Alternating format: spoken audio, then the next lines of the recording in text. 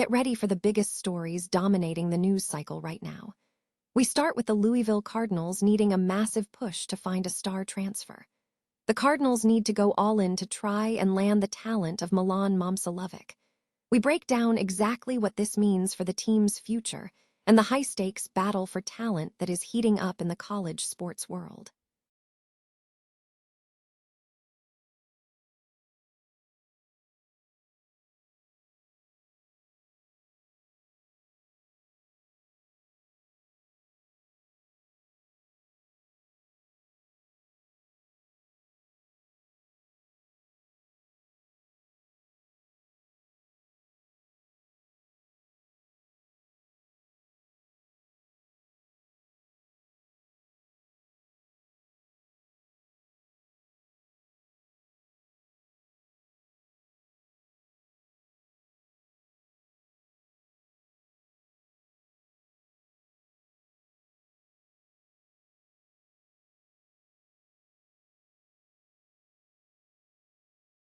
On Amazon, offering incredible features like dual-band GPS and an AMOLED display for just $500.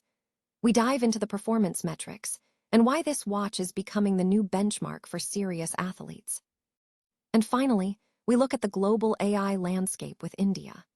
Prime Minister Narendra Modi recently highlighted the India AI Impact Summit, where over 90 countries signed a declaration and investment commitments topped $200 billion. But is India's AI execution matching its grand vision? Stay with us as we unpack the tension between ambition and actual implementation in India's AI ecosystem. Louisville Cardinals are reportedly considering an all-in effort to secure the transfer of star player Milan Momcilovic. This move is being framed as a critical step for the team's aspirations. Details surrounding the pursuit of the player are emerging, suggesting a high level of commitment from the organization to bolster its roster. Further updates on this potential transfer saga are anticipated as negotiations progress.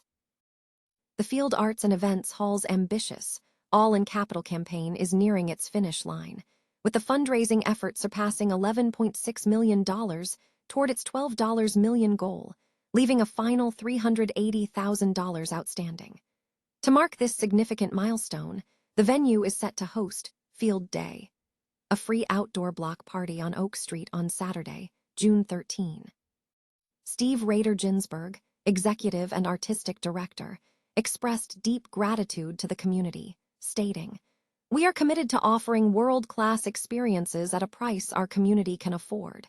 This community has shown time and time again that it is willing to invest in the arts." The campaign structure involved an initial $10 million phase dedicated to retiring pandemic-era construction costs and securing the building as a permanent community asset.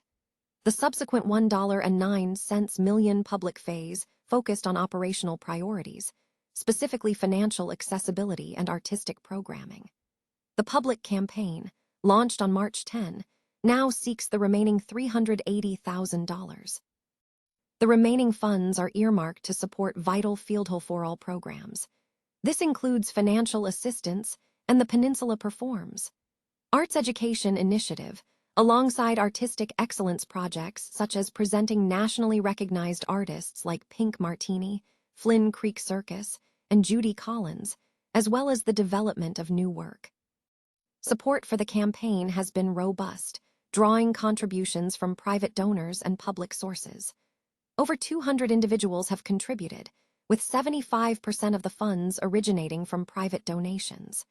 Notable leadership gifts include contributions from the Dorothy Field Estate and Laura Cooksey, in loving memory of Don Nunley, among others.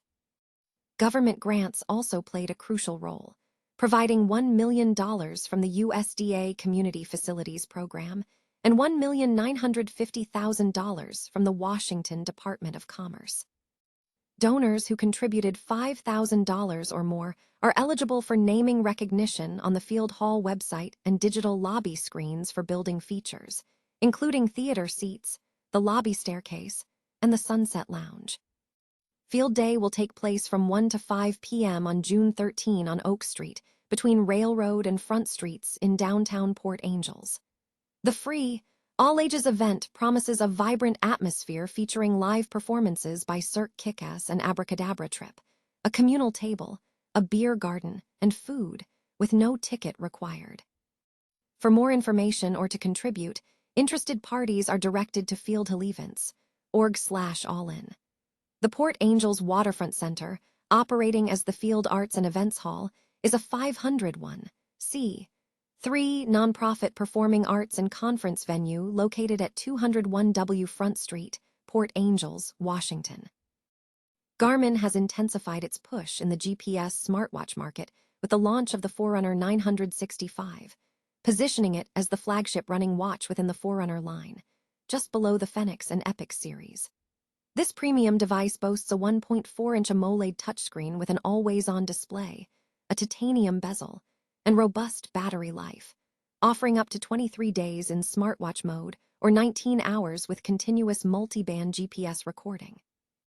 Key features include built-in support for full-color topographical maps, multi-sport tracking, daily training suggestions, and structured Garmin coach training plans.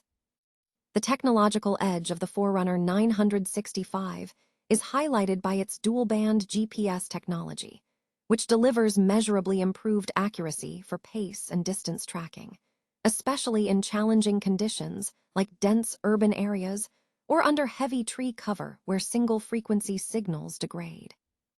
The SatIQ mode intelligently manages performance by automatically switching between single and dual-band modes based on signal quality, optimizing accuracy while managing battery consumption.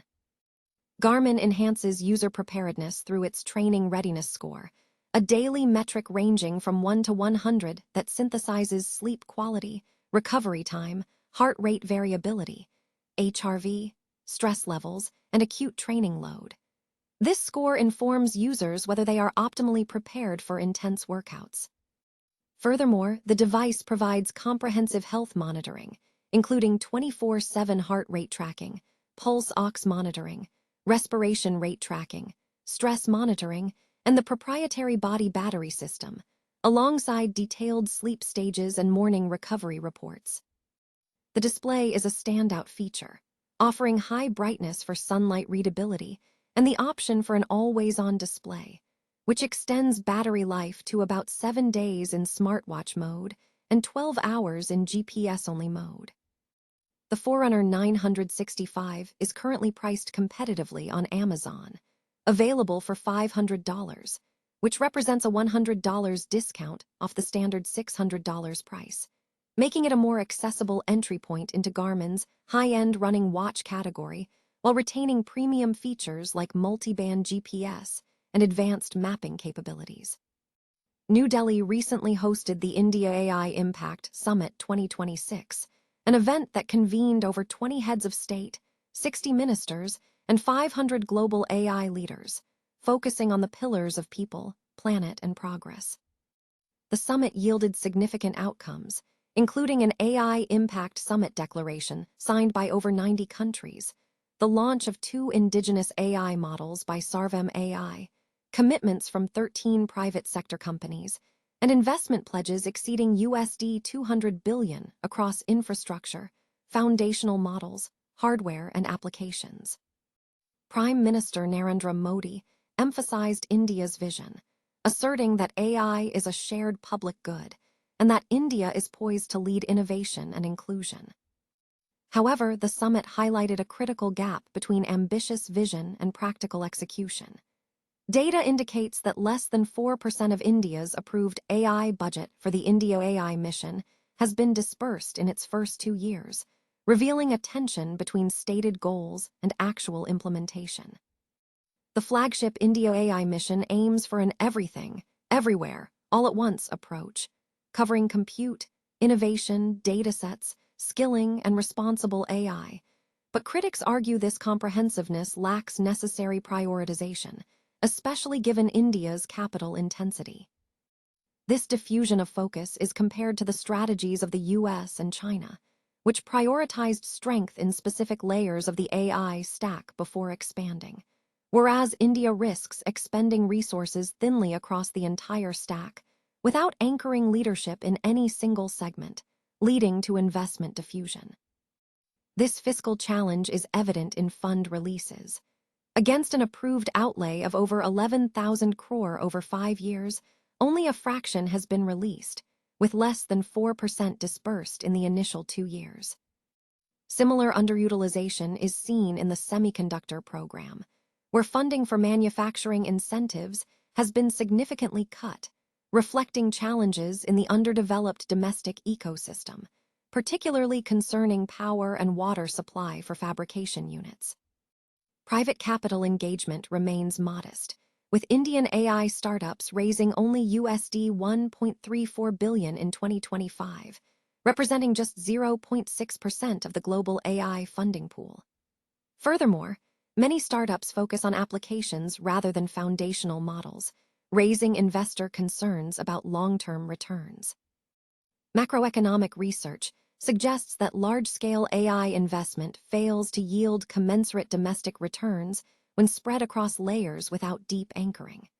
Capital expenditure often leaks abroad through hardware imports, with productivity gains accruing mainly to actors controlling integrated components like compute and platforms.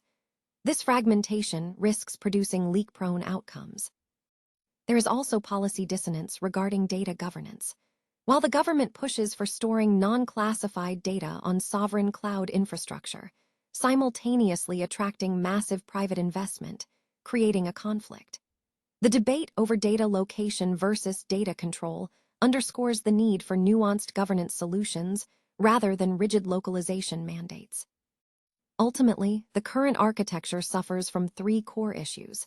Investments are too dispersed across the AI stack, execution lacks focus on in-depth development and fund utilization, and data governance policy contradicts the cloud-first approach needed for AI diffusion. To compound domestic capability, India requires an urgent focus on democratizing compute capacity, deepening telecom infrastructure, and establishing a robust data governance framework capable of attracting private capital.